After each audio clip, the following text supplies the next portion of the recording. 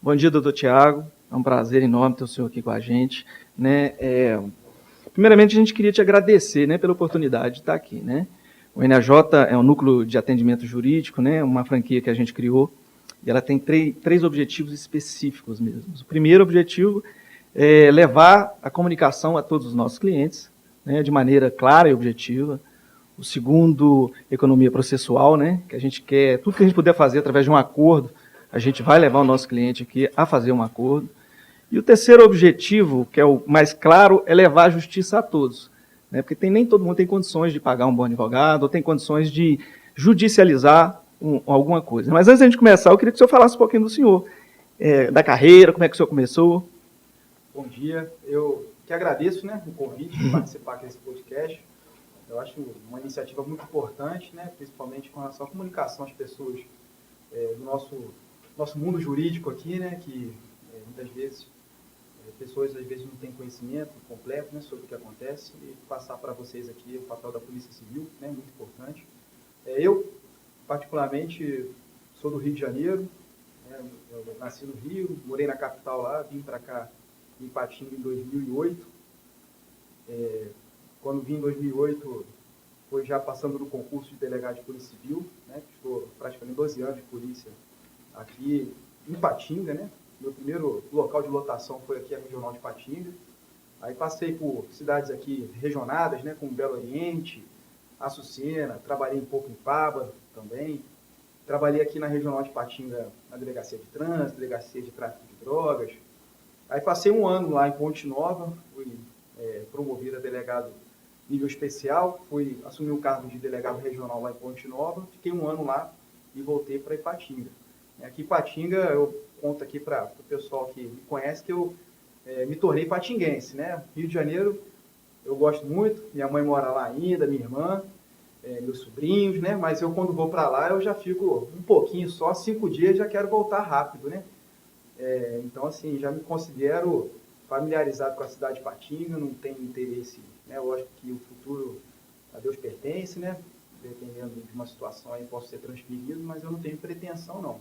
Conheci minha esposa aqui, minha esposa é de Governador Valadares, tenho 2 filhos que nasceram aqui na nossa região do Vale do Aço, então estou bem tranquilo, bem estabelecido aqui, graças a Deus.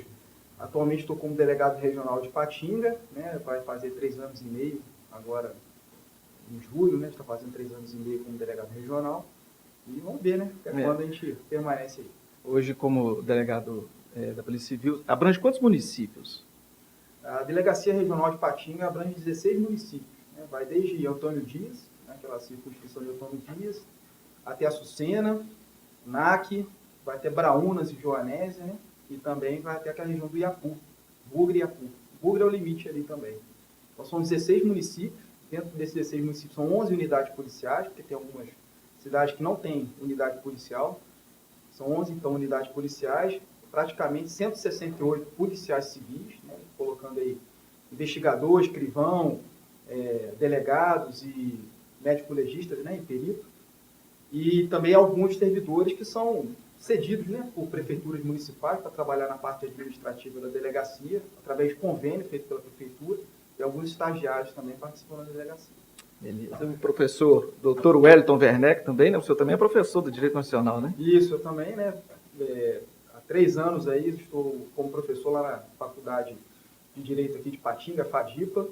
Dr. Wellington Werneck, aí, professor também lá, né? Companheiro da faculdade. Doutor Tiago, bom dia aí, obrigado pela presença, né? O doutor Luciano já agradeceu o senhor aí. Eu queria que você esclarecesse para a gente, em Ipatinga especialmente, como é que é feita a divisão dos delegados? É por setor ou é por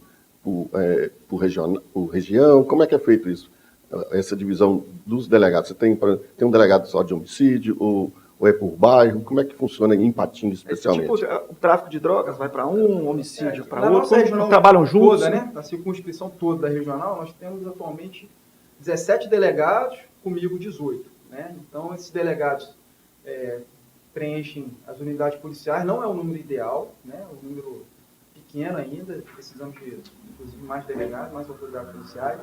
Então, assim, nessas delegacias, por exemplo, em Açucena fica um delegado, em Timóteo são 2, Coronel Fabriciano são 3 delegados, precisamos de mais ainda, né? Coronel Fabriciano tinha uma quantidade pequena devido ao número de habitantes, né? Muito grande. E aqui na cidade de Patinga, por termos um plantão regionalizado, o plantão funciona aqui 24 horas, né? Todos os dias da semana, 24 horas, nós temos mais delegados. Então nós temos 4 delegados que ficam revezando no plantão, as equipes de plantão, revezando dia e noite, 24 horas. Muitas vezes um delegado entra de férias, ou então está de licença, e os delegados do expediente concorrem ao plantão também, compensando através de folga posteriormente. E aqui na cidade de Patinga nós temos 5 delegados que ficam trabalhando no expediente. E aí essa divisão é de acordo com a matéria que é trabalhada, né? Por exemplo, tem um delegado que fica responsável pelo setor de trânsito, crimes de trânsito, tem um delegado que fica responsável por crimes de tráfico de drogas, outro que fica por crime de homicídio, outro por crimes contra o patrimônio, né? Incluindo estelionato, furto, roubo, né? E outros crimes.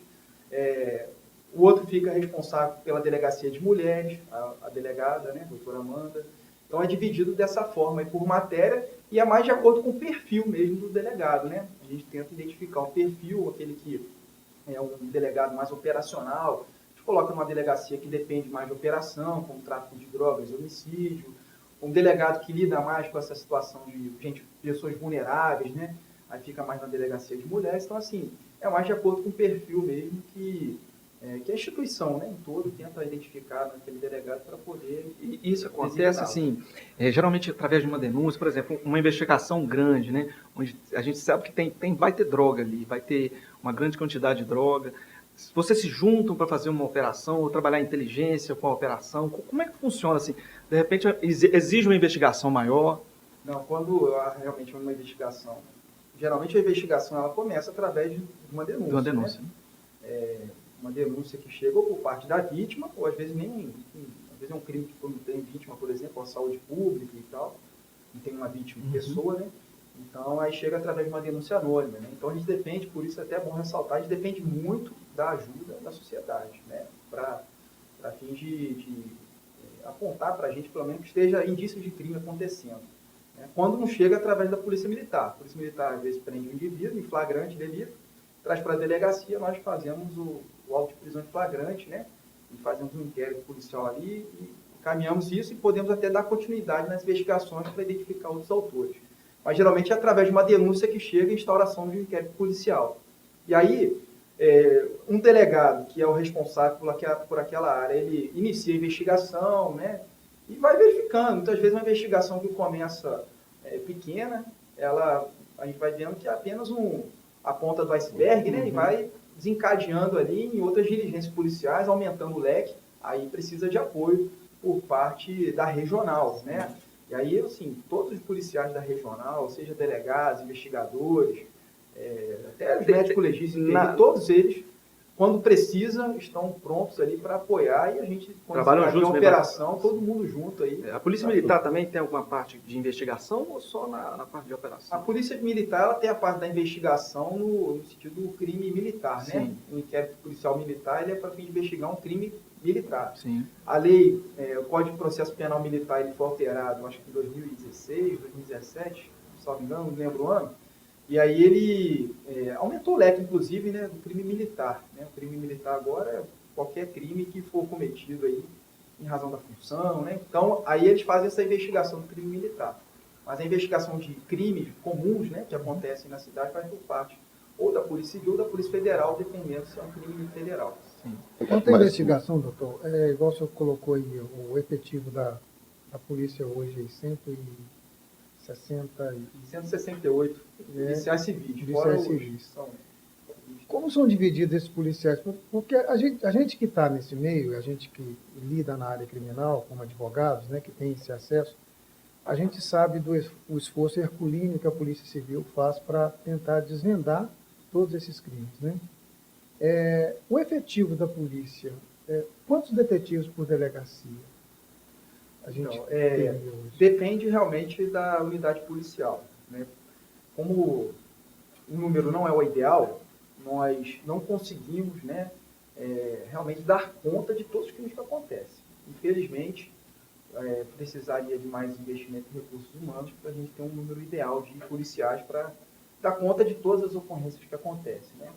A gente sabe que as ocorrências elas só acontecem quando não tem ali um trabalho, talvez até preventivo, para evitar que aconteça, né? Mas as circunstâncias são muito grandes também, outras nuances aí que acontecem para ter o crime. E aí o que acontece? Devido ao grande número de crimes, nós precisamos, às vezes, focar em alguns que causam maior prejuízo, que tem uma repercussão maior, a gente acaba focando um pouco. Não que a gente não dê conta, né, dos outros crimes, mas a gente foca em mais alguns que tenham um prejuízo maior, que tenha realmente uma vítima interessada, porque vários crimes dependem de representação, como o crime de estelionato atualmente, né? E a gente separa os policiais civis mais de acordo com a natureza mesmo da delegacia, do que ela investiga. Por exemplo, nós precisamos dar um foco maior aos crimes de homicídio. Sim. Crime de homicídio, né, viola direito à vida, é um crime que tem uma repercussão grande, né, apesar dos crimes de homicídio aqui na cidade estarem mais relacionados a tráfico de drogas, né, mas independente disso, nós fazemos uma investigação totalmente isenta e aprofundada e com vontade mesmo para identificar o autor do crime, né? Porque o crime de homicídio é um crime realmente que causa uma repercussão e uma gravidade grande. Então a gente, por exemplo, indica mais policiais para uma delegacia de homicídio para tentar dar uma resposta mais rápida, inclusive, né, para esse tipo de crime que acontece. Nós temos um foco maior também na delegacia de mulheres, que atualmente também existem muitos casos, né, de violência doméstica, que cadeia até na pandemia aumentou muito, homicídio. Pela estatística, né, não teve um aumento expressivo do número de casos de violência doméstica. Mas nós sabemos que muitos casos ficam subnotificados, né? Sim. Então, às vezes acontece, mas a vítima não procura a unidade policial e acontece muitas vezes dentro da própria casa e aí acaba ficando subnotificado, a vítima não tem... Na verdade, para a vítima ter coragem de procurar a delegacia e querer ajuda, é um caminho árduo, né? Que acontece muita coisa antes disso, né? Para ela chegar até a delegacia e contar realmente que foi vítima de violência doméstica. É a família que, por exemplo, impede que ela vá para a delegacia, né? Porque tem muito a ver também com as redes sociais, né, doutor? A gente entende, hoje, se você for analisar direitinho, quando parte para a violência da mulher, a mulher geralmente ela é a primeira a ser cancelada quando ela denuncia um abuso sexual. Ela sofre um preconceito. Um preconceito, né? Às vezes da própria família, a própria família repreende ela por ter procurado a polícia, podia ter resolvido dentro da família mesmo. E geralmente também economicamente do parceiro, né? Que às vezes depende e ela vai denunciar. Tem os filhos, às vezes, que também dependem da família. Às vezes ela ama o parceiro dela, né? Então, às vezes tem a questão também amorosa. Então, são várias circunstâncias que acontecem aí que impedem ela de procurar a polícia. E como acontece muitas vezes dentro de casa, depende da própria representação dela para a gente identificar que aquilo ali está acontecendo, né? Doutor, o senhor tocou num ponto interessante, num outro crime que eu acho que tem acontecido muito aqui na região, é do estelionato, né? Me parece que tem aumentado o número de pessoas vítimas de estelionato. Qual conselho o senhor daria para a pessoa se precaver para não ser vítima ou não cair em golpe de estelionato? O senhor com a sua experiência. O estelionato realmente é um crime que tem aumentado bastante e é um crime que muitas vezes a vítima não procura a delegacia para representar, né? É um crime que depende de representação da vítima para a gente dar prosseguimento, né? Então, às vezes a vítima não procura a delegacia, se sente até constrangida, né, de ter sido vítima do golpe, né, em muitas situações como essa. E o crime, as modalidades de estelionato, eu penso assim, a gente podia ter a gente não, né? O criminoso aí, o estelionatário, se ele tivesse uma mentalidade para coisa boa, o cara, acho que faria uma mudança muito boa, né, no nosso país aqui. A gente está precisando de pessoas. O pessoal tem uma imaginação muito fértil para criar um golpe, né? A mente mirabolante. A esperteza, né? A capacidade para inventar, né? Para convencer. Fazer o mal. Então, assim, eles cada dia mais têm inventado uma modalidade nova de golpe. Então, às vezes a polícia fica sabendo do golpe depois que já aconteceu e as vítimas começam a procurar a delegacia e a gente tenta, agora eles inventaram esse aqui. E tem muito golpe acontecido. Eu não tenho a estatística certa em mãos, mas com certeza o crime de estelionato aumentou muito nesse momento de pandemia, principalmente as pessoas ficando em casa, usando mais a internet, né? Rede social, telefone, né? Então as pessoas os estelionatários aumentaram muito a modalidade de golpes aí que estão sendo aplicados, né? E é um crime que, por não ter uma violência de grave ameaça, às vezes a pessoa nem aparece, né, para poder abordar a vítima, é um crime que eles utilizam mais para poder ter a vantagem financeira, né? E muitas vezes eles tentam em 10 pessoas, 10 vítimas, 3 caem. E aí esses 3 que caem já praticamente satisfaz já é o lucro, a ambição deles. A cota dele, né? A cota deles. A Então, cota assim, dele. e é um crime que muitas vezes eles utilizam documentos falsos, né? Usam o nome de laranja para poder ver esses documentos que foram extraviados aí. Eles Difícil usam. de ser. Nós temos atualmente na própria internet alguns programas que o indivíduo paga uma licença e eles têm acesso à nossa vida toda. Vocês sabem que a nossa vida toda está na internet, né? Você não é nem na dark web, né? Que é aquela rede de internet que fica mais oculta, não. Na nossa internet mesmo, normal, se o indivíduo tiver uma licença, pagar uma licença no programa lá, ele consegue saber a vida toda, mais até que a polícia. O programa deles é nós pior temos, que nós temos, só para fazer uma observação, nós temos um cliente aqui que ele tinha que pagar as prestações do carro. Ele pediu para adiantar essas prestações. Então ele entrou em contato com o banco e falou: eu tenho interesse de quitar o carro e eu queria que você mandasse para mim quanto que está o valor aí, para mim, que eu vou adiantar, né, para ver o que vai cair de juros aí. Não, ok, daqui a pouco nós entramos em contato, desligou. Passou 5 minutos, ele já recebeu a mensagem, colocou a marca do banco e era o estelionatário. Como que esse cara descobriu isso? Entendeu? Então, assim, as coisas vazam, talvez até de dentro mesmo da instituição, né? E também através desses programas aí de internet, que ele tem acesso a quem é seu filho, quem é sua filha, quem é seu esposo, sua esposa, eles têm conhecimento do seu pai, sua mãe, todo mundo que é aparentado aparece lá. Eles utilizam isso aí para poder aplicar o golpe, né? Aí, às vezes, é pela clonagem de aparelho celular, por exemplo, uma modalidade de crime que tem acontecido é a clonagem do WhatsApp, né? Que a pessoa, às vezes, não toma a cautela necessária de fazer aquela, como é que se fala? Proteção em 2 etapas, né? Um termo correto eu esqueci, mas a gente no próprio WhatsApp pode colocar essa proteção em 2 etapas para evitar que o estelionatário consiga clonar o seu WhatsApp. Mas mesmo assim, eles utilizam um número falso, só muda a foto, coloca a foto sua e tenta aplicar o golpe com seus pais ali, que são às vezes mais idosos, né? Pessoas mais vulneráveis. Geralmente eles utilizam essas pessoas mais vulneráveis, pessoas mais idosas, como vítima, né? E utiliza também muitas vezes até a própria omissão da vítima. Isso, eu ia falando isso exatamente. Porque eles oferecem, por exemplo, o cara coloca lá no LX um carro lá para poder vender, o estelionatário. Aí coloca um preço muito mais baixo do que o preço da tabela. Aí a vítima, ela também com aquela vontade, né? Vou ganhar me dar bem, né? Vou aquela ganânciazinha, vou me dar bem. Aí cai no golpe. O crime estelionato, na minha visão, ele tem esse viés de uma contribuição, de certa forma, da vítima, às vezes em querer ganhar um ganho mais fácil ou uma rentabilidade. Se o mercado está pagando, né, sei lá, 1%, 2%, se alguém está oferecendo 10%, é porque tem alguma coisa alguns crimes assim, de estelionato, a vítima contribui. Não é, assim. Por exemplo, nós tivemos aqui na região, esse negócio de pirâmide, isso. Que aí a promessa é que vai ter rendimento de 5%, 10%. Qual que é o local, qual que é o investimento que você faz que tem um rendimento de 5%? Então, a vítima contribui, né? E coloca lá a risco, né? Esse negócio de carro, na OLX aí tem vários golpes que às vezes o estelionatário ele consegue clonar uma propaganda que foi feita por um indivíduo que realmente está vendendo o carro dele, ele clona e muda o telefone. Aí coloca um preço muito mais baixo. Aí o indivíduo vai lá, liga, porque o preço está muito baixo, conversa com o estelionatário consegue enganar tanto o proprietário do veículo quanto a pessoa que quer comprar. Eles vão no cartório, reconhecem firma, conseguem enganar os dois e recebem o dinheiro, né? E aí, às vezes, os próprios, tanto o vendedor quanto o comprador que foram no cartório, eles acham que um tem envolvimento no crime de estelionato, né? Então, assim, é o estelionatário que de fora consegue enganar por conta, muitas vezes, até dessa ganância, né, da própria vítima.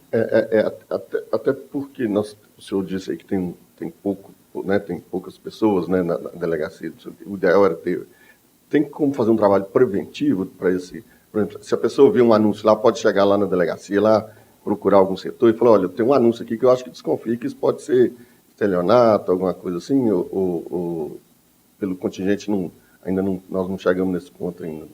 Não, na verdade, pode sim, né? A gente tem até um prazer, né, de atender a pessoa e orientar. Quando a gente, como atende muitas ocorrências de estelionato, então nós temos conhecimento, né, de várias modalidades E se a pessoa chega e conta a história, nós facilmente já identificamos, ó, isso aí, se não é 100%, é 90% golpe. Então não vai para frente não, né? Então várias pessoas procuram a delegacia antes de ter tomar providência e falam sobre isso.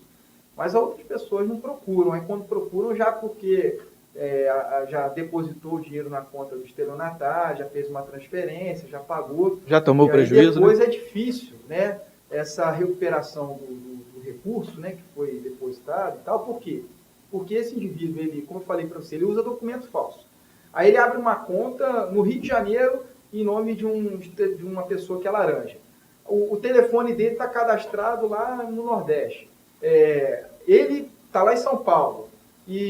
Entendeu? Então, assim, ele aplica o golpe de Patinga. Então, assim, são 4 locais diferentes que a gente tem que investigar e depende da atuação e da ajuda de outras instituições, que é as polícias civis aí de outras cidades, né? Então, é um crime que depende de muito esforço nosso para a identificação, mas mesmo com a falta, talvez, de estrutura ideal, né? Nós temos policiais civis que ficam por conta disso, mas a estrutura talvez não seja a ideal, devido ao grande número de ocorrências. Se tivéssemos um número menor de ocorrências, talvez daria para dar conta de tudo. Mas mesmo assim, nós fazemos um trabalho assim, exemplar, e várias situações aí de estelionato são apuradas, identificados os autores, aqueles que vêm de fora da cidade de Patinga, que são identificados, são presos.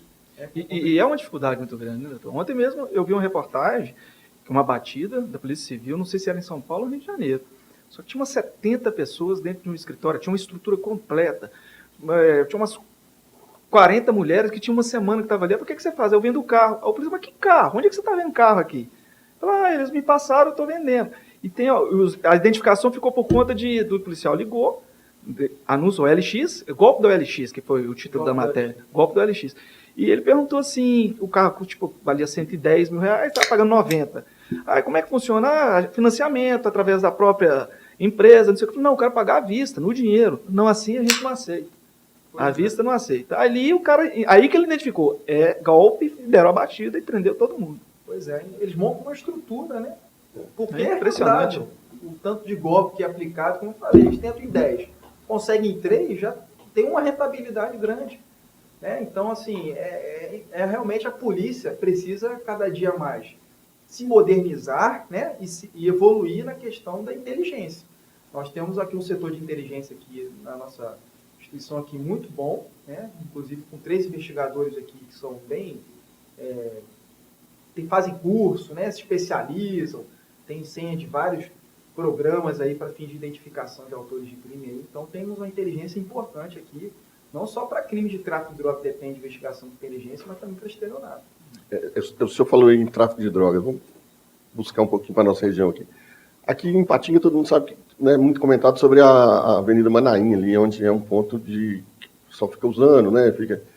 A polícia tem feito algum trabalho específico lá, porque a gente até estava comentando aqui mais cedo sobre, fazendo uma comparação da Manaim, lá em São Paulo, né, que tem a Cracolândia, para não deixar chegar a que ponto, o que pode ser feito para evitar isso? Já foi feita uma operação mês passado aí, que pegaram acho mais de 150 quilos, né? Grande quantidade. E era de Belo Horizonte que estava vindo essas drogas? Né? Essa droga, na verdade, ela estava para ser distribuída ali na Manaim, que foi apreendida, né, acho que no dia 22, agora de junho. E essa operação partiu toda daqui, doutor? Da Polícia Civil aqui, nós identificamos através de informações também de denúncia, né? E essa seria aquela operação que você acha, olha, acho que está vindo alguma coisa, assustou aquela quantidade de droga, ou era só a ponta do iceberg? Não, nós tínhamos já uma informação de que viria essa droga, tanto que nós tínhamos solicitado à Justiça, né, vários mandados de busca e apreensão para serem cumpridos ali. Sim. Né?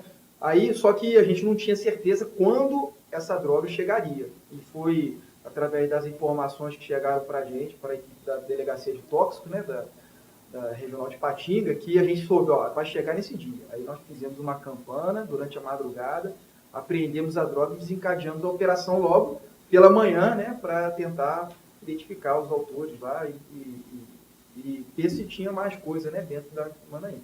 Mas essa droga seria destinada para Manaim.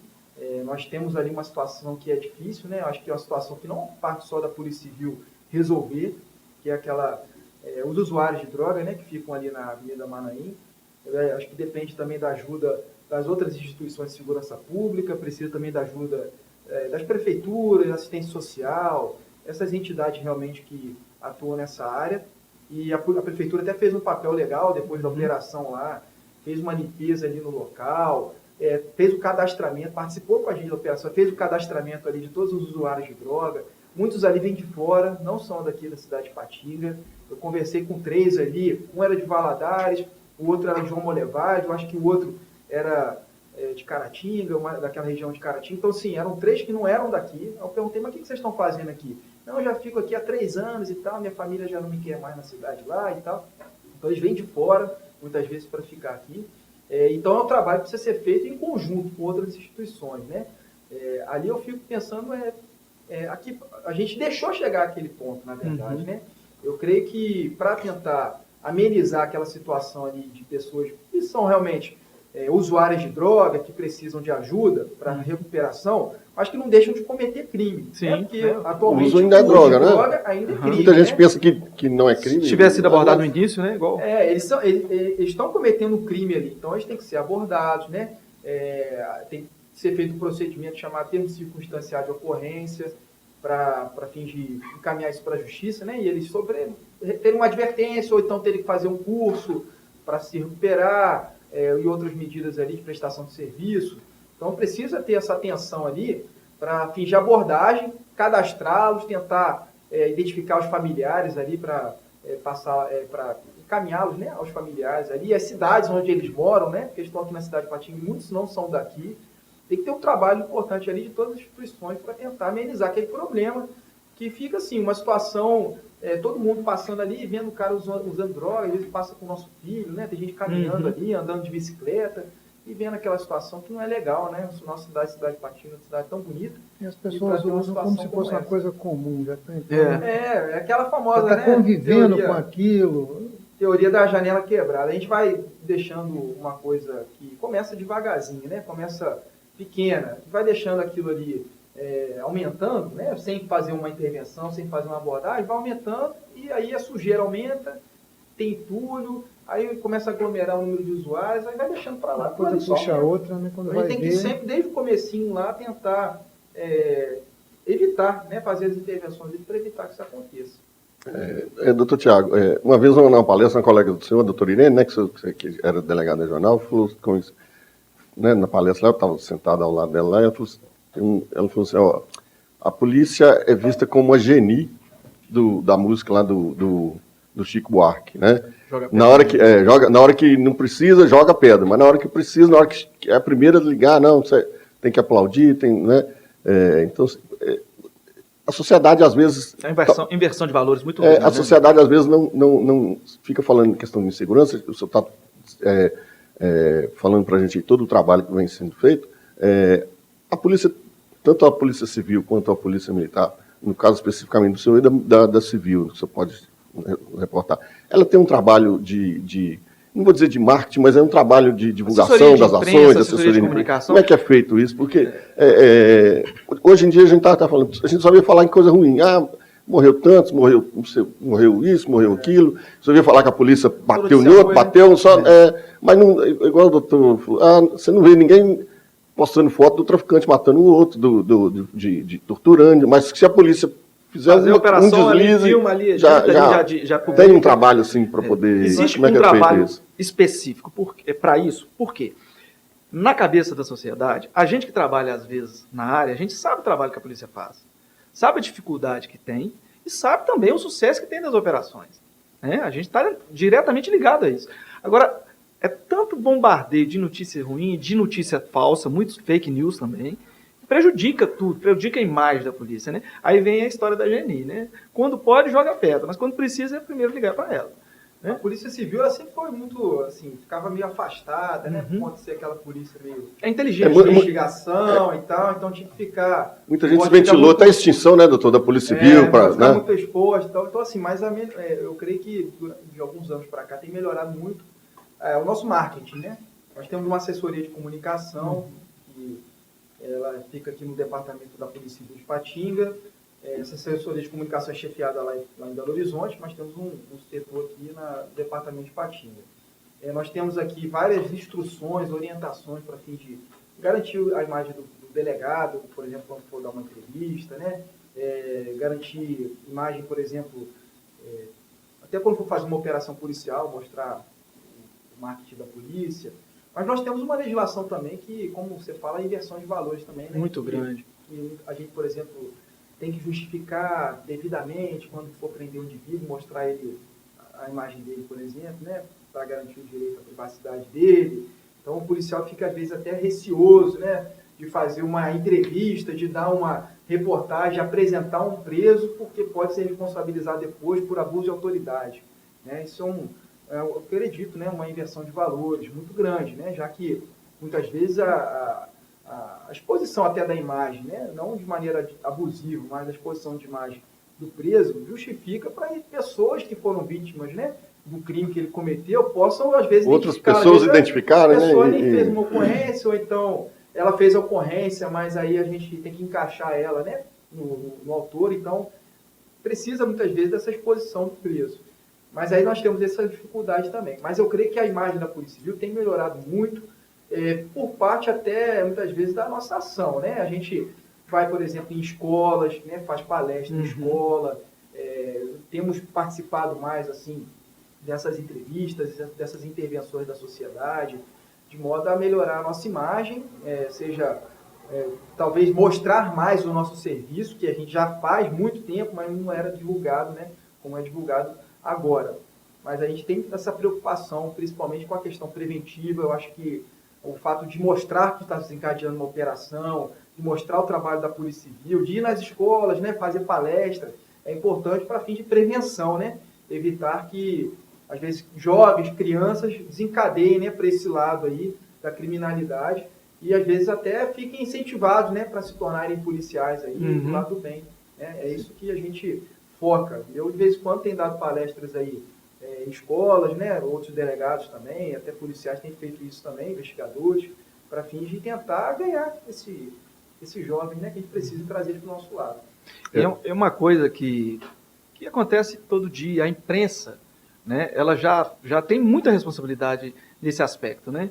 E às vezes uma operação policial que ela tem uma visão, ela é toda planejada, ela tem toda uma programação, aí ela inicia, por exemplo, aí de repente um policial morre, leva um tiro na frente dos outros. Aquilo ali causa um dano psíquico até para o policial que vai ter que fazer aquela operação naquele momento, né? E aí ele tem que agir, como que faz para agir dentro daquele planejamento, né? Há dificuldade. Aí ocorrem às vezes outras mortes, a imprensa deixou de saber o que aconteceu e vai lá e já coloca tudo nas costas da polícia. Isso acontece muito, né? Acontece, né? Acho que um exemplo lá no Rio de Janeiro. No Rio, né? foi o que... Acho que foi lá no Jacarezinho, né? Que o policial logo no início morreu. É lógico que o policial ele tem que estar preparado, né? Mas deve ser uma situação muito difícil, né, doutor? Falar assim muito de difícil. fora é muito fácil, né? É muito difícil. Apesar da gente ter um treinamento para fins de enfrentar uma situação como essa, né? Mas eu acho que não deve ser fácil, né? Eu, pelo menos, graças a Deus, já tive uma situação aqui de um policial civil que faleceu logo no meu início aqui como delegado regional, em 2018. E foi até numa madrugada, ele faleceu, mas ele não estava de serviço, né?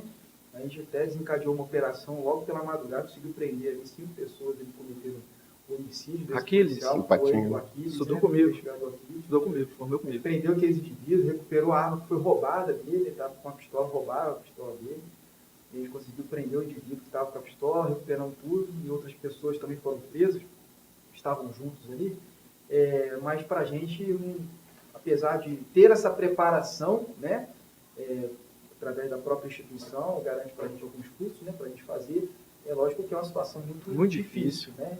Mas a gente precisa ter muito profissionalismo, precisamos ter muito sangue frio, para, lógico, né, tentar identificar aquela pessoa que, de alguma forma, tenha matado, né, se aconteceu uma situação, uma operação de resistência, e tentar prender aquele indivíduo. Mas é lógico que se ele resistir à prisão, infelizmente, a gente tem que também agir dentro do cumprimento do dever legal, zelar pela vida nossa, pela vida dos nossos companheiros, pela vida das pessoas que estão ali ao redor ali e cessar a justa agressão. Nós acompanhamos agora recentemente, né, um caso que deu uma repercussão muito grande no Brasil, foi o caso do Lázaro, né, que todo mundo, a gente não pode deixar de falar aqui, todo mundo ficou E aí eu recebia, o engraçado é o tanto de meme que isso gerou antes, assim, eu não repassei nenhum, porque eu acho que sou totalmente contra, né? Estava criando quase que um herói, um anti-herói, ou alguma coisa assim. Não, Como é que o senhor viu esse caso específico aí? Chama de Rambo brasileiro. O senhor, como é que o senhor chegou Eu acho assim, são duas questões. A questão da inversão de valores, né? O indivíduo lá que matou, parece uma família inteira, né? Sequestrou e abusou sexualmente lá da mãe, né? Sim. Então, assim, e outros crimes que ele cometeu, vários roubou carro e tal. Então, é um indivíduo que não pode ser tratado como herói. A inversão de valores aqui no Brasil, ela é muito... difícil de entender. Chega a ser repugnante, né? Assim, quem dá a vida para tentar defender a sociedade, né? Como você falou até como é que é? Da Geni, da música, ele né? sofre pedrada, mas está lá sempre para proteger a vida quando da precisou, população né? de bem. O Zeppelin chegou lá. É o que sofre aqui no Brasil com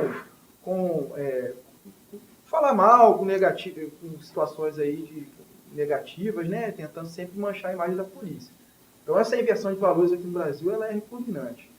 E a gente tem que melhorar isso aí. A polícia tem feito trabalho para tentar melhorar, mas tem essa oposição ainda, né? Vamos ver como é que vai... Melhorou muito, doutor. A gente tem que entender que hoje a sociedade, se isso fosse há 10 anos atrás, já crucificava o policial. Hoje a sociedade fala, não foi bem assim que aconteceu. Ainda bem que ajuda dessa forma. Eu não sei se o senhor concorda. Eu penso que quem repassa também acaba tendo um pouco de culpa, vamos dizer assim, porque recebe aquilo do seu... Porque você não tem como controlar, às vezes, o que você vai receber do seu celular. Mas você tem como controlar o que você vai repassar. Pois é. Né? Então não devia haver esse repassando. Nesse sentido aí, quando ele faleceu, quando mataram ele lá, né?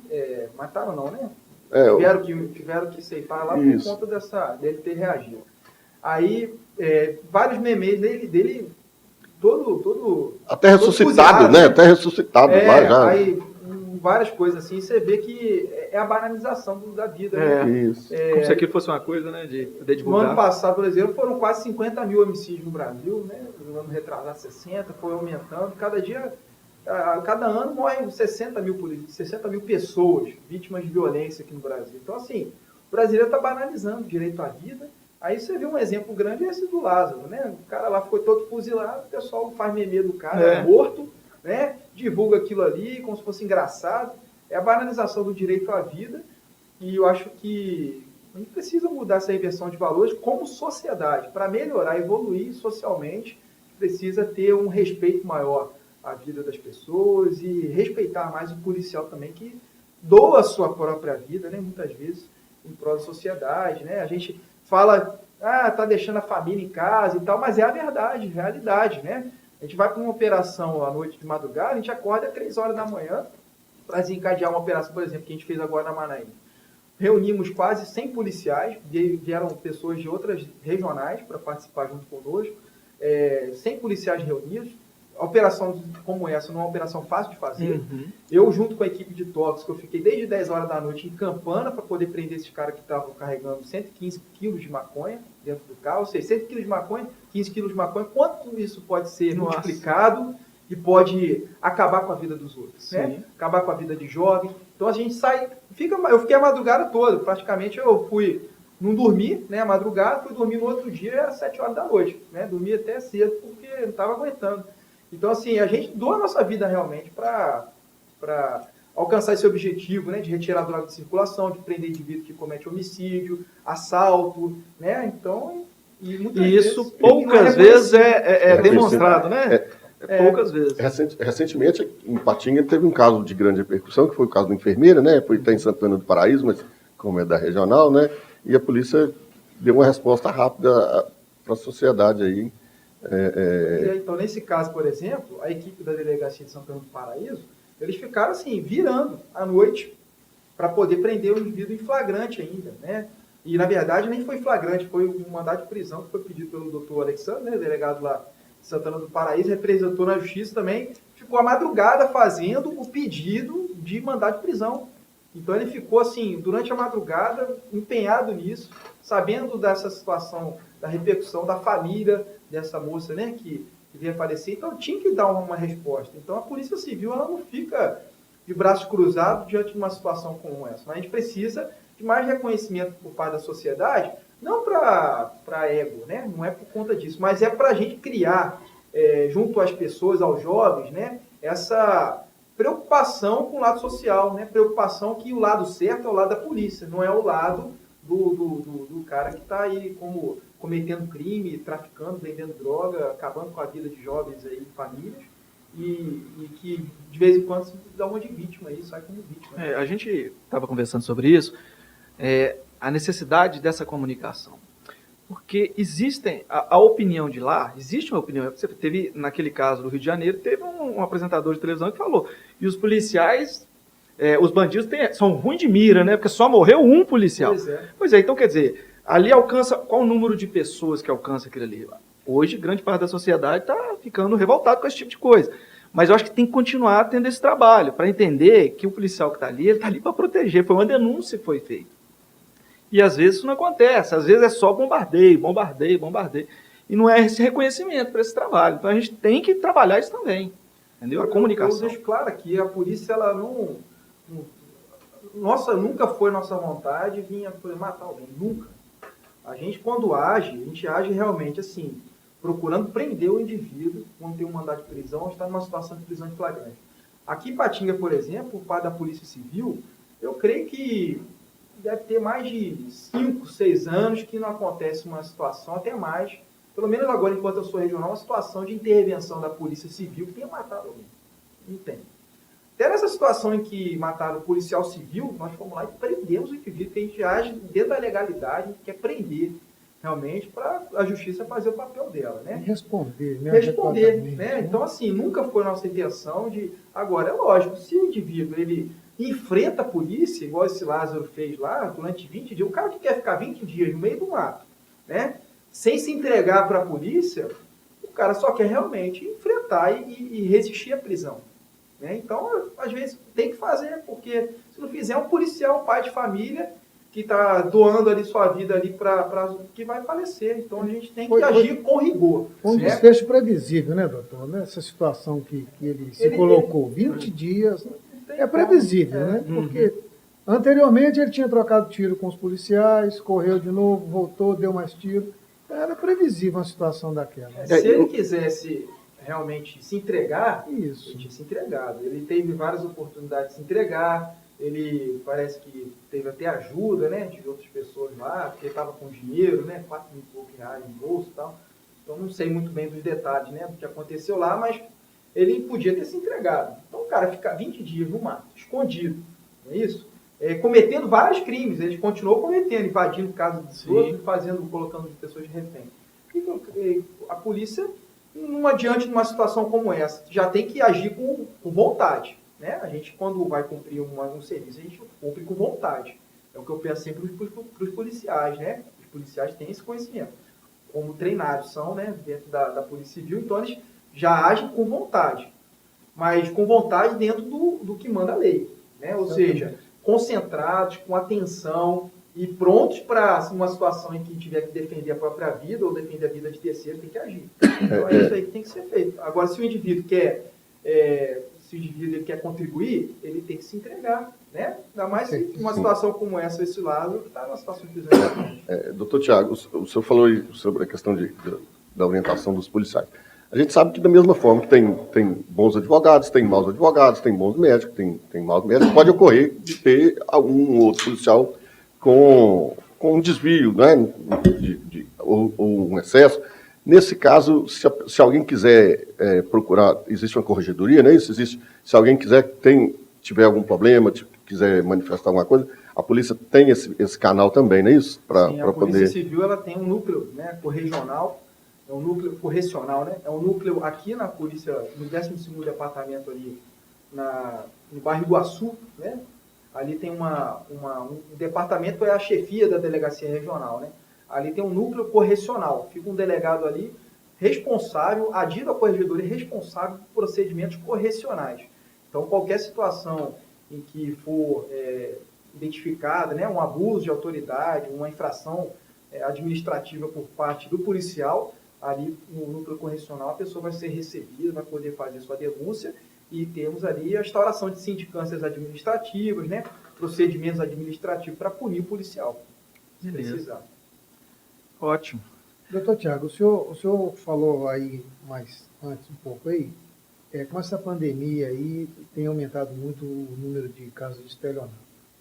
Numa visão geral, desde esse início dessa pandemia, porque foi feita a restrição de movimentação de pessoas, de comércio. Diminuir a circulação, como é que está o índice de criminalidade aqui na nossa região? Por exemplo, o tráfico de drogas aumentou nessa pandemia, tem diminuído? Ao longo de 5 anos para cá, a nossa criminalidade tem reduzido. Ano após ano, nós temos reduzido casos de roubo, de homicídio. Nós tivemos um auge ali, praticamente no ano 2012, né, que foi um auge ali de crimes de roubo, né, assalto, homicídios, e de lá para cá só tem diminuído. Podemos diminuir mais ainda. A nossa região tem muitos casos de homicídio, né? Aqui na região do Vale do Aço, né? No leste aqui em geral, aqui, né? De Minas Gerais. Podemos reduzir mais ainda, mas ano após ano nós temos reduzido, e isso também graças ao papel da Polícia Militar, né? A Polícia Militar, através do seu trabalho preventivo, ostensivo, nós apoiamos, a Polícia Militar nos apoia muito, a Polícia Civil, às vezes nos passa algumas informações, inclusive, que eles, por terem um número maior de policiais à rua, eles têm algumas informações que eles conseguem, né? E aí eles nos passam essas informações. Então, graças ao trabalho também da Polícia Militar, nós temos aí, ano após ano, desde 2012, reduzido muito o número de crimes graves aqui na cidade, inclusive roubos, né? Homicídios, tráfico de drogas. Mas ainda, né, o tráfico de drogas é uma situação que não é por parte... Eu acho que não é só a polícia local que resolve. Sim. O crime de tráfico, a droga, ela geralmente não vem aqui não é fabricada dentro do país, ela vem de fora, né, ela vem de outros países, né, aqui da América Latina, então, tanto a maconha como a cocaína. Então, assim, eu acho que tem que ter um trabalho mais amplo, né, de várias instituições aí, para tentar amenizar essa questão do tráfico de droga na nossa região.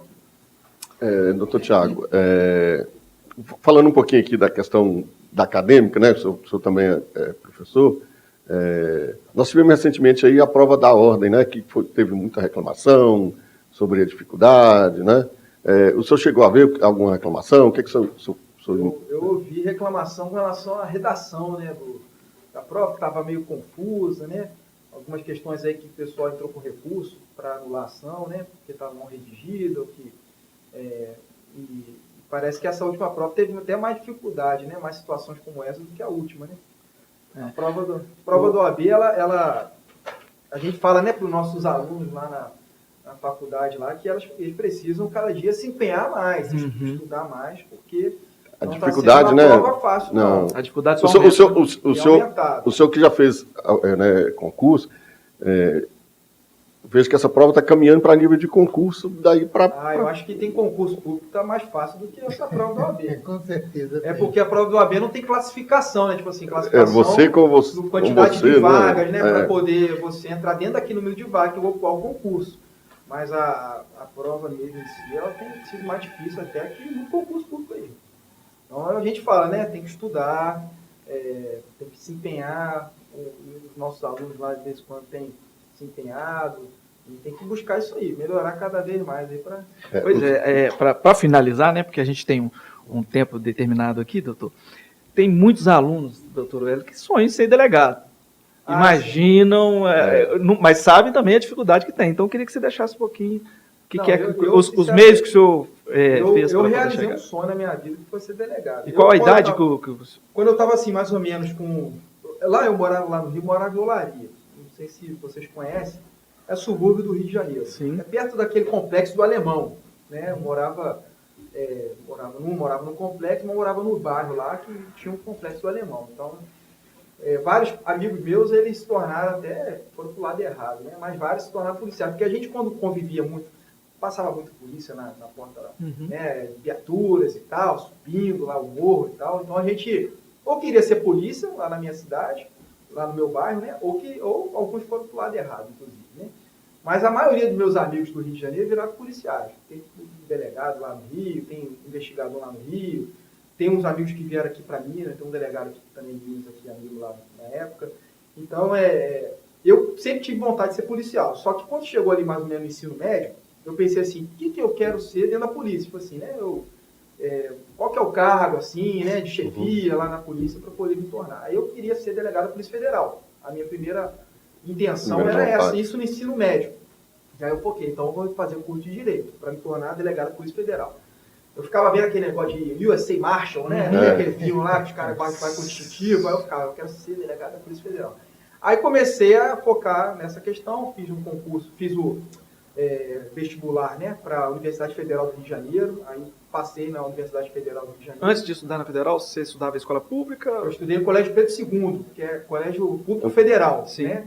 Mas é público também. Mas me deu, graças a Deus, me deu uma base boa. Sim. Eu não fiz nem pré-vestibular e entrei na Federal do Rio, mas passei pelo Enem. Né? Na época já tinha Enem. Isso é novo aí. Eu passei, aí tinha o Enem valia para a primeira fase. Depois, para a fase discursiva do Tinha uma outra vestibular, etapa. aí eu já tinha que fazer. Mas a primeira fase contava o Enem, eu consegui usar os pontos do Enem. Aí fiz a faculdade de Direito e depois, quando eu estava me formando já na faculdade, eu já comecei a fazer concurso, né? Na verdade, antes de me formar, eu teve só para rapidinho, se tiver tempo. Não, pode finalizar, eu quero que você finalize. Eu tinha mais ou menos ali 19 anos de idade, eu fazia academia junto com um amigo meu, aí teve um concurso da Polícia Rodoviária Federal, foi em 2001, 2002, assim. Esse concurso teve quase 2.000 vagas. Aí esse meu amigo, que fazia academia, ele falou, eu estou fazendo cursinho e tal, para passar no concurso, vamos fazer também? Eu falei assim, não vou fazer não, eu vou estudar em casa. Eu falei, vou estudar em casa e vou passar. Achei que era fácil, né? Passar em concurso público. Aí eu tinha 18, 19 anos. Aí esse meu amigo começou a fazer o cursinho, passou na prova. Com 19 anos ele passou para a PRF. Foi até lá pro... um salário na época era R$6.000, já é um salário bom, né? Agora está até bem mais alto. E aí ele foi lá para o sul do Brasil. E eu fiquei com aquele negócio revoltado porque eu não passei. E achei que era fácil, não passei. Aí depois daquilo ali que eu comecei a estudar para concurso igual doido, né? Falei, agora eu fiquei revoltado de passar, agora é igual coisa. Aí comecei a fazer vários cursinhos e tal, aí passei para fiscal da prefeitura lá no Rio, mas meu sonho sempre foi ser delegado. E aí quando eu estava já me formando, mais ou menos ali no 8º período, comecei a fazer concurso focado para delegado. Aí fiz para delegado de Santa Catarina, fiz para delegado lá no Rio, fiz para delegado aqui em Minas, né?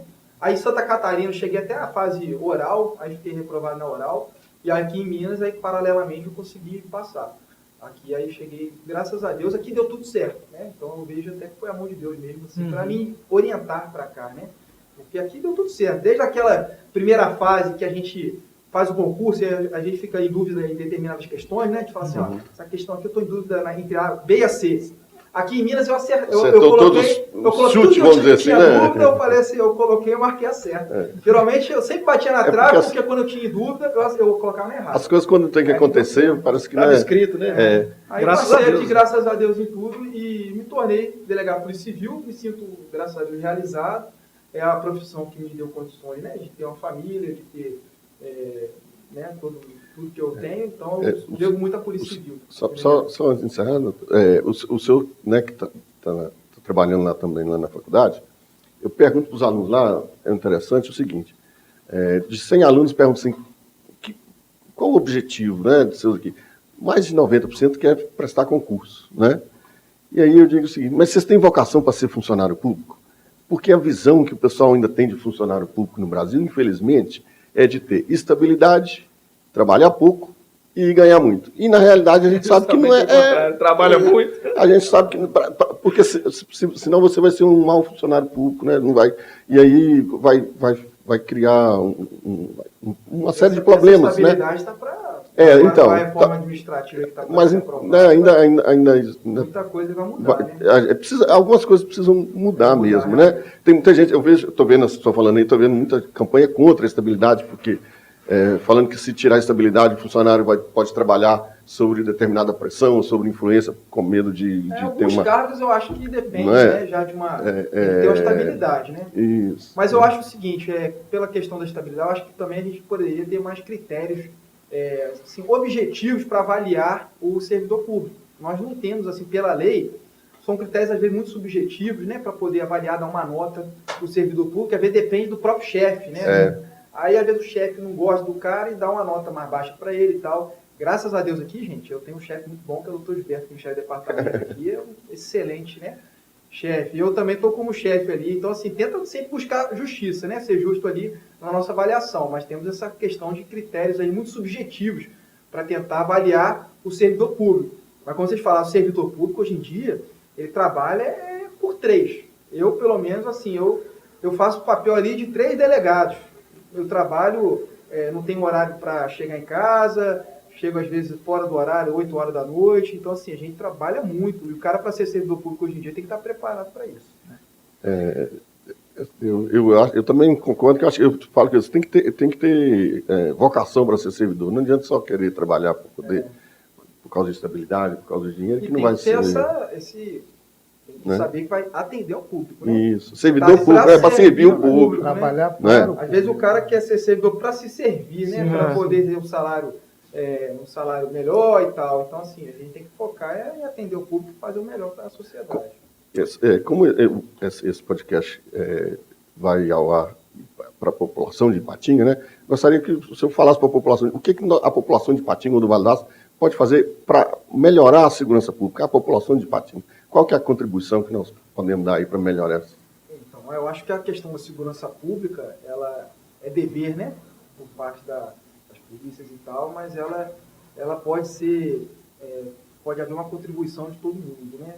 Segurança pública, eu acho que não é só a polícia que faz. Na verdade, a polícia, ela começa a agir quando o negócio já desandou, né? Quando o crime já aconteceu, né? Ou quando o crime está prestes a acontecer. Então, quando o negócio já está assim, bem já ruim, que a polícia tem que atuar. Então, faz parte, a sociedade tem que participar desse processo para a gente tentar formar pessoas melhores, né?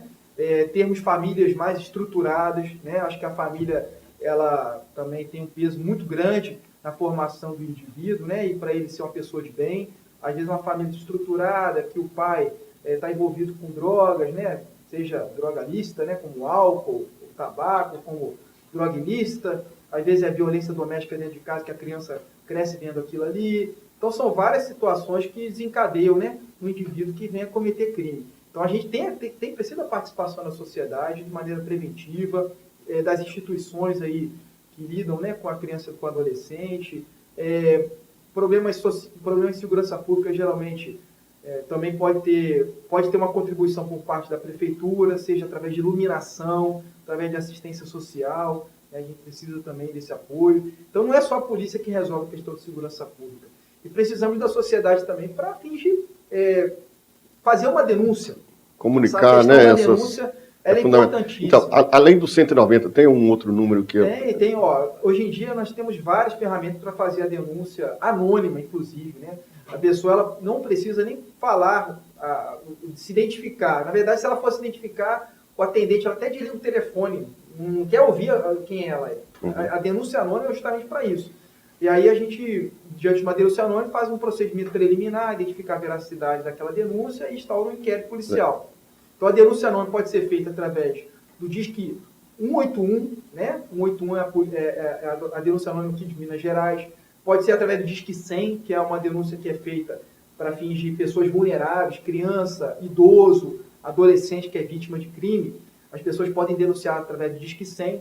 Tem o Disque 180, que é a denúncia de violência doméstica, mulheres que forem vítimas de violência, né? Podem ligar para o 180, às vezes ela não quer procurar a polícia, entra em contato através do 180 e conta ali o que aconteceu, né?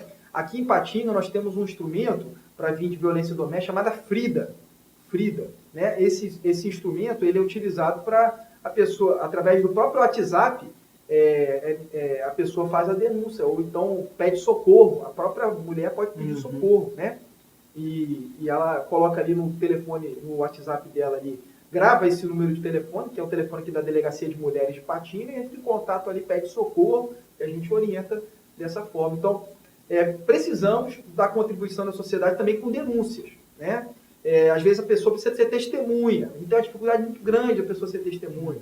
Ela fica, às vezes, com medo, né, de sofrer uma retaliação por parte do autor.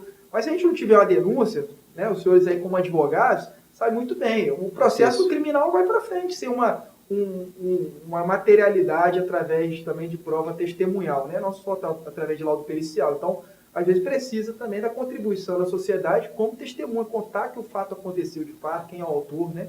A gente precisa desse apoio aí também. Beleza. Obrigado. O papo tá bom, nós ficamos a manhã inteira aí, né? Eu te agradeço imensamente a oportunidade que o senhor nos deu, na verdade, né, doutor? Com certeza. Para a gente E poder expor isso. nós vamos estender o convite aí para uma outra oportunidade, hein, porque como o papo é muito Uma bom, né? disposição, A eu gente que vai fazer agradeço, isso. né, e a Polícia Civil também, aqui, o Vale do Aço, está à disposição, né, das pessoas que quiserem ajuda, apoio, contar alguma informação, podem procurar a delegacia lá, me procurar também, a porta está aberta lá e a gente tenta ajudar, né? O nosso papel é esse aí, prestar um serviço para a sociedade de modo a ajudar as pessoas aí. A população também tem que se cuidar mais, né, doutor? Deixar de tentar levar vantagem em tudo que aparece, né? Então tem que ter essa consciência também, nem tudo que brilha é ouro.